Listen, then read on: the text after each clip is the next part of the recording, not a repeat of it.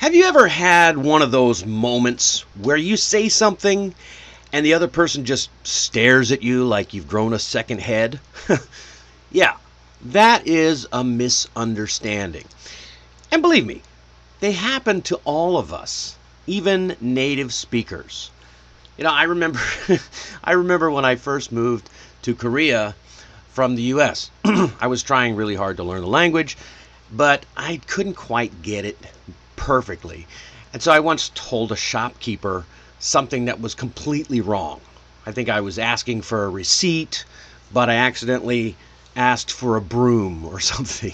And we both just stood there confused. And then he finally chuckled and gently corrected me.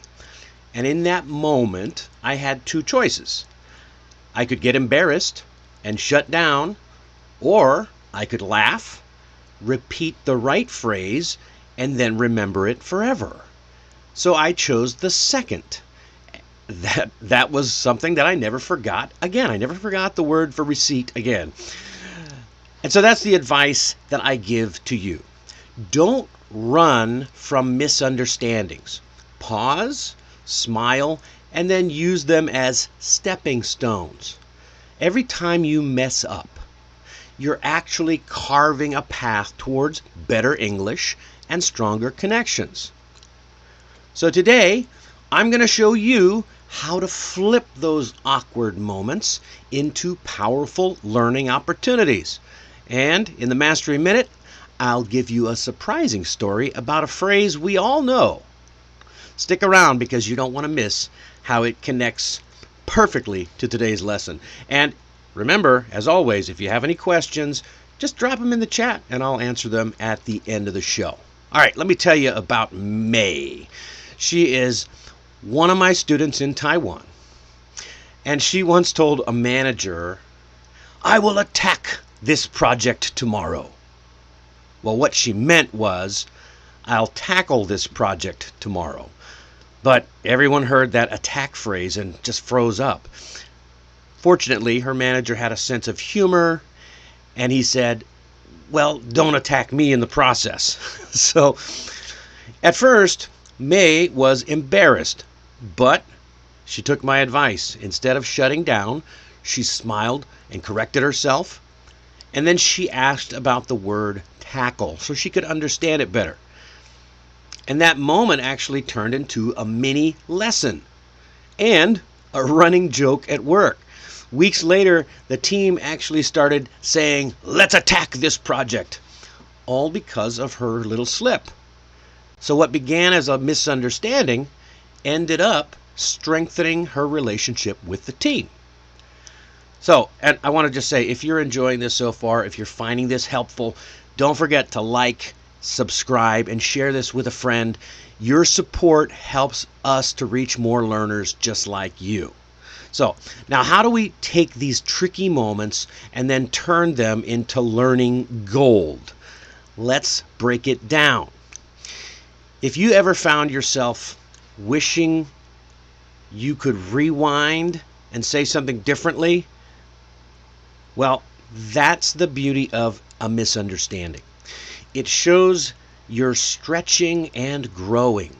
So don't see misunderstanding as a failure. See it as a sign of progress. And just like a wise father might say, or like I said a few minutes ago, every slip is a stepping stone if you choose to step on it instead of stumbling over it.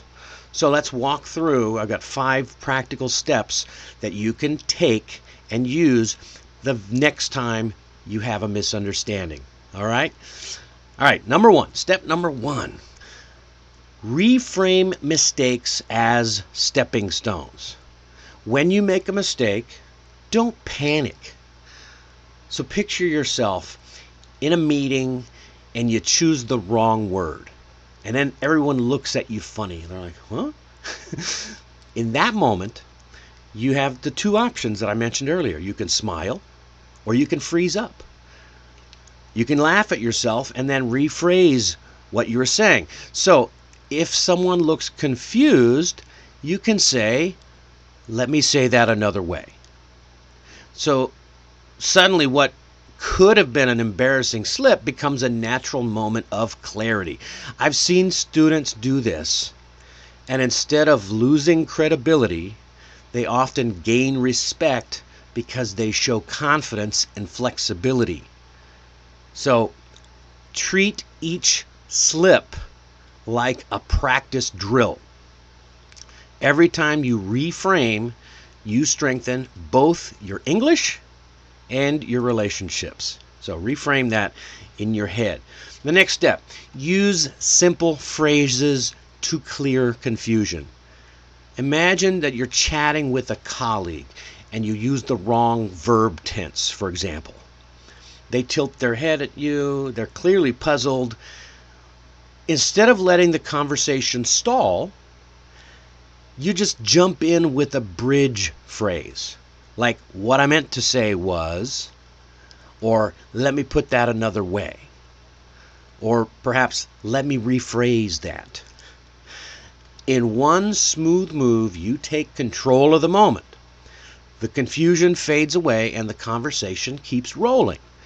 These little safety ropes don't just fix mistakes, they show that you're thoughtful and proactive. I just had and this happens to me. It happened to me earlier today. Autocorrect in your text messages. Often you get the wrong word and you don't even notice it. I was sending a message to my wife earlier and she corrected me with the right word so that I knew what I was so that she showed me that she understood what I was saying. And I said something like that. That's what I meant to say.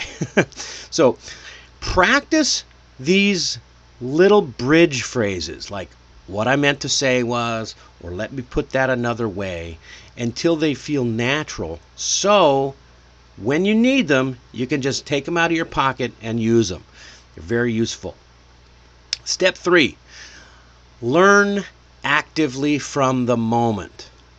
Right? Think about this. You're sitting in a cafe and you order something with the wrong word. Maybe you ask for a latte with oatmeal instead of oat milk. Okay? The server might kindly reply back and tell you the right way to say it. Now here's a golden chance. Instead of just nodding, smile and ask, okay, how do you usually say this in English? Or repeat their version out loud. Oh, you say, a latte with oat milk. By doing this, you are cementing the correct way to say it in your mind. You're also building the muscle memory in your mouth. So that single exchange becomes like a mini lesson that you're unlikely to forget. And as a practical tip, and I used to do this all the time, get a notebook or use your phone and take a note. Write it down, and that becomes your personal dictionary of real life English. Give it a shot. You'll be surprised.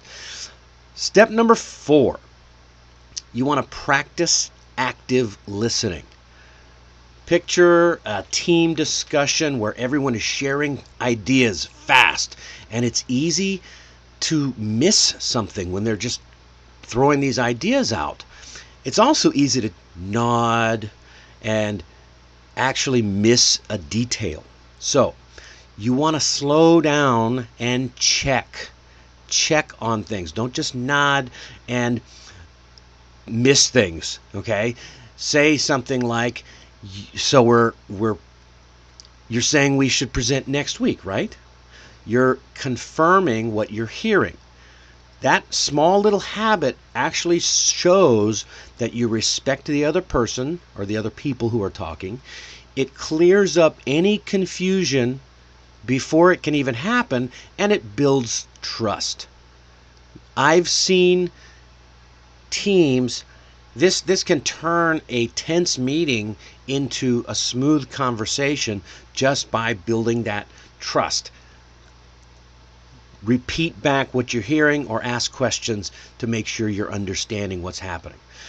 All right, step number 5, adopt a growth mindset. You might have heard this word before in the past, a growth mindset.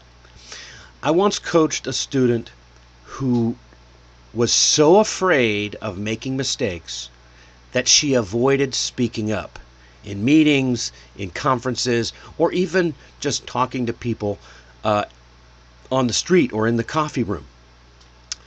But when we shifted her mindset and she started seeing every misunderstanding as feedback, she started speaking more often.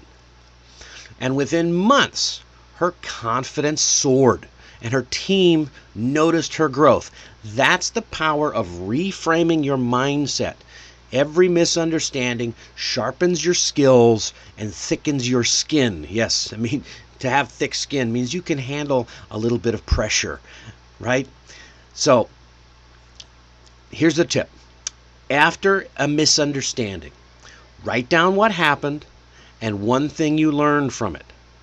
Over time, you'll look back and you'll see just how far those small stumbles have carried you. You can do this in any language, but it'll help you with your English if you start doing it with that.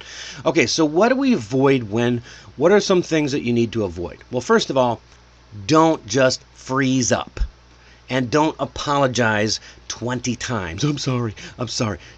First of all, that never helps. Apologizing, over apologizing, it doesn't help. And finally, don't go silent. Don't disappear into, I can't talk to people. Those reactions shut down the conversation. Instead, breathe, smile, and see every mistake as part of your journey to learn better English and become a better communicator.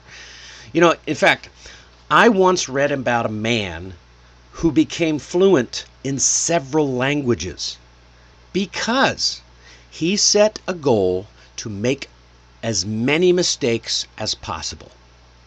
Why? Why would anybody want to make mistakes? Because he knew that every mistake was a shortcut to learning. That's the mindset I want you to have. Learn and lean into your mistakes because they are your fastest teachers. Really, they are. I mean, so if you have another slip up, on which you undoubtedly will, the next time you do, don't be afraid of it. Just remind yourself that every misunderstanding is simply a part of the path to fluency. It's not a roadblock. So embrace it. Laugh at it. Have fun. That's rule number 5. Relax and have fun. Let it push you forward. Okay. All right. Now, I want to hear from you. What is the funniest or most awkward misunderstanding you've had in English? Share it in the chat or in the comments. You'll probably find that you're not alone and someone else has had the same or a similar experience. True. You'll be surprised. And here's your challenge for this week. This week, whenever a misunderstanding happens, pause and ask yourself, what can I learn from this? And then write it down. Practice it. And next time, you'll be ready. Easy, right? All right. And if this episode helped you out a lot, hit that like button and share it with a friend.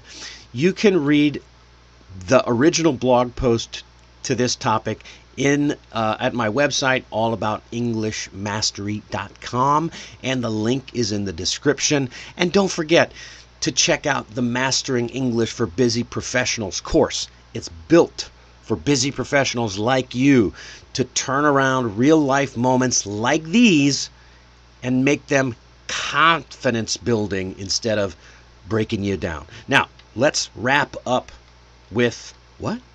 Oh, that's right, the Mastery Minute, my favorite part of the show, where we talk about an idiom or a phrase. And today's phrase is lost. Lost in translation. So, let me take you back a few hundred years in the days when scholars would translate texts from Greek or Latin into English or other languages. Well, they often complained that poetry or humor or emotion never actually made the full journey from the original to the English. Something beautiful was always missing. And that gap gave rise to the idea that some words can be lost in translation. Fast forward to today, and you might hear this phrase when someone tells a joke in their native language, then translates it into English, and then nobody laughs. The humor just doesn't land. Or maybe you read a proverb in another language that sounds confusing when you translate it to English. That's another case of something getting lost. The phrase actually gained popularity in 2003 from the movie called Lost in Translation, which used that term and that idea to highlight how cultural and emotional meaning can slip away across languages. But it reminds us that this isn't a new thing. It's been happening for centuries. Things just get lost in translation. So here's the key point. When something gets lost, don't treat it as a failure. Treat it as a chance to bridge the gap and then laugh about it, explain it, and learn from it. Next time a joke or a phrase falls flat, you can smile and say, "Ooh, I think that got lost in translation." It's a gentle way to acknowledge the slip and keep the connection alive. All right, that is it for tonight's episode. Tonight we explored how misunderstandings can actually make your English stronger and your connections deeper. Next time, this Wednesday, we're exploring essential phrases that you'll regret not knowing. Think of it as your English toolkit, the must-have expressions that you'll use again and again. You don't want to miss this one. And again, if this episode helped you out, hit that like button for me. Share this with a friend so we can help more people. Subscribe and ring the bell so you never miss a future episode. I am Dennis Wilborn, and this has been 15-Minute Mastery. See you next time.